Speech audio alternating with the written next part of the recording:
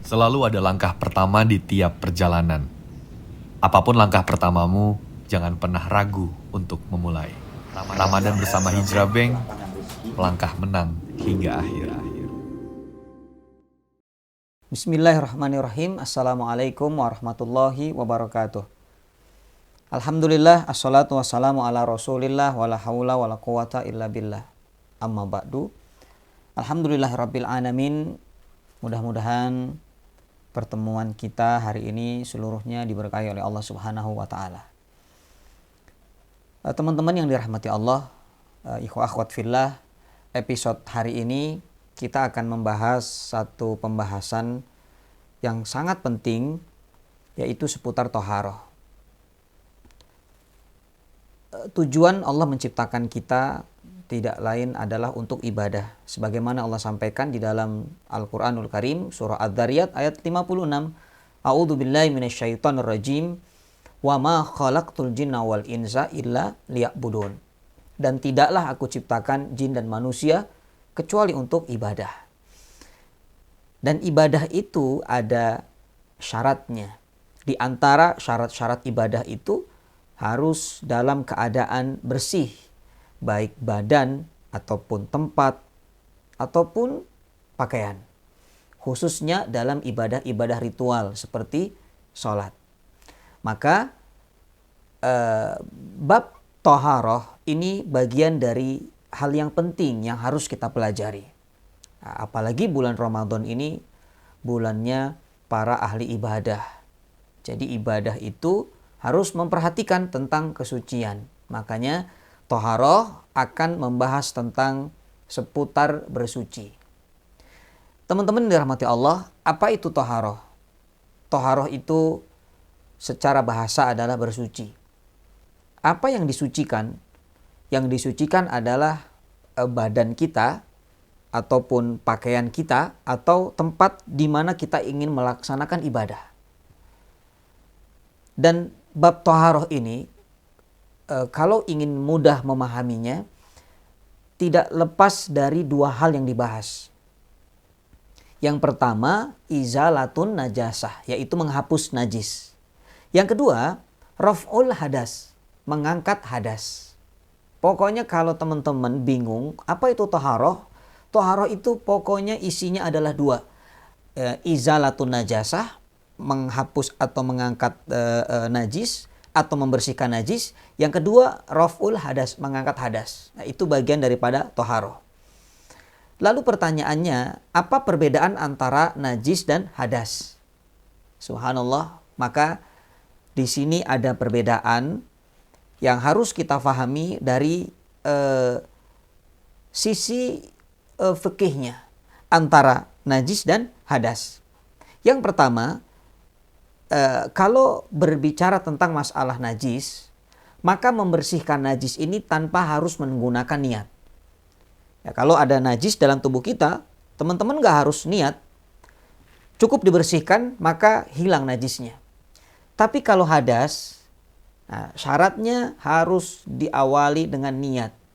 Ya, raf'ul hadas harus dengan niat. Makanya dalam wudhu kita ada kata-kata nawaitul wudhu'a li raf'il hadatsil asghar fardholillahi ta'ala.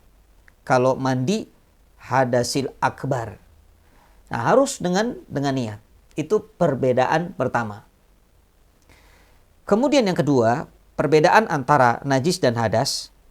Dalam menghilangkan hadas, air menjadi salah satu syarat.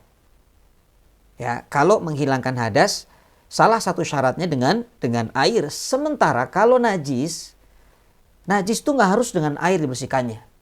Ya, bisa menggunakan batu misalnya, karena Rasul SAW pun melakukan ini. Ya, ataupun dengan benda yang dikatakan bisa untuk membersihkan. Ya, itu ketika ingin membersihkan najis. Lalu yang ketiga, kalau berbicara hadas, ya, hadas ini ketika kita berhadas, misalnya mohon maaf, kita kentut atau kita buang air kecil, kita buang air besar, kita punya hadas. Cukup dengan satu kali membersihkannya, maka semua hadas itu akan hilang. Ya, misalnya teman-teman subhanallah buang angin ataupun buang air kecil, buang air besar, maka cukup 1 kali berwudu ketika hadas itu hilang. Jelas ya? Nah, kalau najis itu membersihkannya sampai dikatakan setiap tempat yang terkena najis harus bersih. Jadi kemungkinan bisa terulang 3 kali dalam badan kita. Ya, kalau bagian atas badan terkena najis, bagian bawah terkena najis, maka harus 2 kali membersihkannya. Antara bawah dan atas dan bawah. Nah, berbeda dengan hadas, cukup 1 kali semua sudah hilang. Tapi kalau najis harus dicek di mana bagian yang najis, maka itu pun harus dibersihkan satu persatu. Itu perbedaan yang ketiga. Yang keempat, perbedaan yang keempat adalah najis ini harus dibersihkan sampai hilang betul-betul zat najisnya. Seperti misalnya baunya, warnanya, rasanya harus betul-betul hilang. Tapi kalau hadas cukup membasuh anggota badan, ya, kalau hadas besar maksudnya basuh anggota badan dengan cara mandi. Kalau hadas kecil dengan cara berwudu, maka otomatis hadas itu sudah hilang. Nah, itu perbedaan yang keempat. Yang kelima, ini berkaitan dengan pengganti dari menghilangkan hadas dan najis. Apa perbedaannya? Kalau hadas, menghilangkannya bisa digantikan dengan tayamum. Makanya ada syariat tayamum. Tapi ini boleh dilakukan kalau memang sudah mencari air dan tidak menemukan air. Ya, baru tayamum. Sementara najis tidak bisa digantikan dengan tayamum. Walaupun ada pendapat ulama ya dari kalangan Hanabilah mengatakan bahwa membersihkan najis bisa diganti dengan tayamum. Wallahu a'lam. Tapi yang ingin kita simpulkan dari keterangan ini adalah bahwa salat kita tidak akan pernah diterima, tidak akan pernah sah di mata Allah kalau seandainya tidak bersih daripada najis dan hadas. Bahkan Rasul SAW bersabda di dalam sebuah hadis riwayat Bukhari dan Muslim, Allah tidak akan menerima salat seseorang dari kamu jika dalam keadaan berhadas hingga kalian berwudu. Subhanallah. Maka penting kita untuk mempelajari tentang masalah hadas dan najis. Teman-teman yang dirahmati Allah, subhanallah, yang perlu diperhatikan juga terkadang sesuatu yang kita anggap najis, dia belum tentu kotor. Mungkin dia tidak kotor, tapi dia najis. Ada sesuatu yang kita anggap najis, tapi dia tidak kotor. Ya, ada sesuatu yang kadang-kadang kita melihat, ini nggak kotor, tapi boleh jadi dia najis. Atau sebaliknya, ini nggak kotor, atau ini kotor, tapi belum tentu dia najis. Ya, antara kotor dan najis 11-12. Tapi ini berbeda. Ya, kita ambil contoh. Ada sebuah benda yang kotor, tapi belum tentu najis. Contohnya apa? Tanah. Tanah itu kotor, tapi belum tentu tanah itu mengandung unsur najis. Makanya kalau seorang perempuan berjalan dengan gamisnya yang panjang menjulur ke tanah, 1 langkah mungkin kotor, 1 langkah membersihkan. Makanya boleh teman-teman para akhwat ketika bergamis panjang dalam perjalanan jangan ragu, sholat tidak najis. Kenapa? Karena 1 langkah mungkin ini kotor, 1 langkah menghapuskannya. Subhanallah. Nah, kemudian ada benda yang dia tidak kotor tapi najis. Subhanallah. Misalnya, teman-teman mohon maaf, makan di sebuah restoran. Restoran ini menjual daging yang Allah haramkan. Daging babi misalnya. Nah, piring bekas makan atau piring yang dipakai untuk meletakkan daging ini, walaupun dia bersih secara zahir, dicuci dengan sabun berkali-kali, tapi tidak dicuci dengan cara membasuhnya dengan tanah, maka hukumnya tetap najis walaupun dia bersih. Bisa dipahami ya? Makanya hati-hati kalau makan di restoran yang mengandung makanan yang Allah haramkan. Lebih baik kita tidak menggunakan alat yang ada di sana karena khawatir ada kenajisan di dalamnya. Tapi orang beriman, orang Islam, dia memilah-milih restoran yang ada. Oh, ini ada makanan yang haram, daripada saya ragu, saya tinggalkan. Cari yang halal. Ya, protect diri kita dari sesuatu yang syubhat. Subhanallah.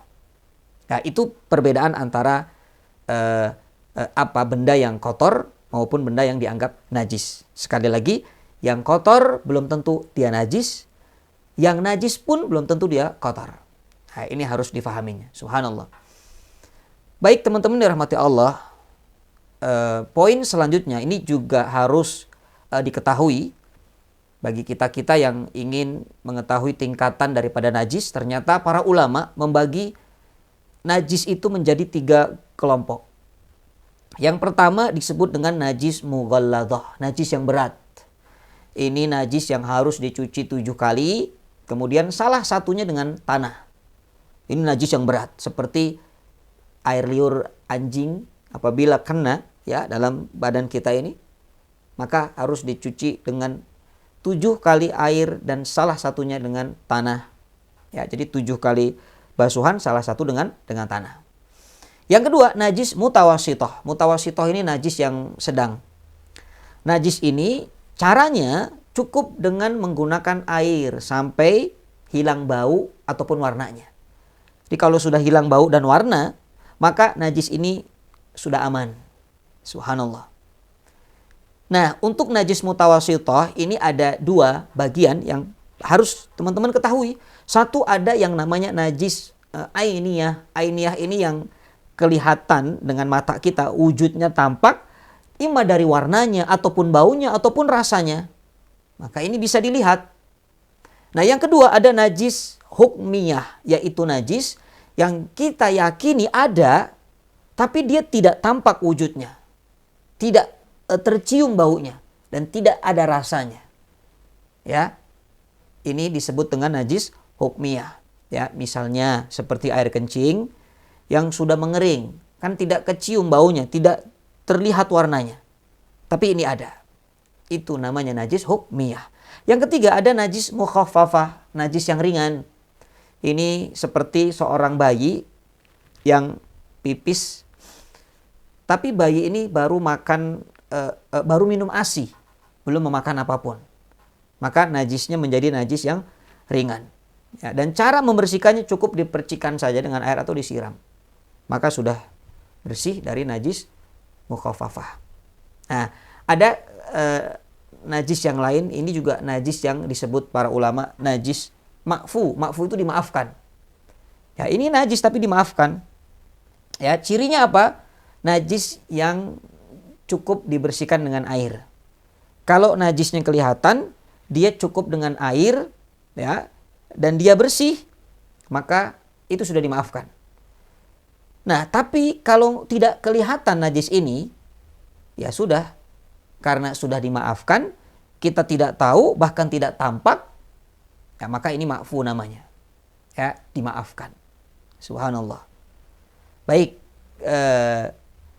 ini yang mungkin bisa kita pelajari di episode kali ini tentang toharoh. Ingat, toharoh bukan sekedar hanya membersihkan dari apa yang ada dalam tubuh kita berupa hadas ataupun najis, tapi lebih dari itu, orang-orang yang mensucikan diri ini adalah orang-orang yang mengundang cinta Allah.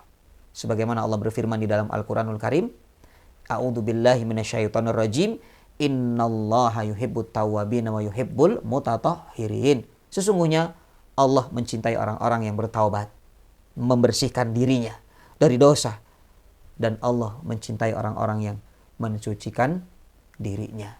Artinya membersihkan diri dari segala macam kotoran-kotoran najis yang mungkin akan menghalangi ibadahnya.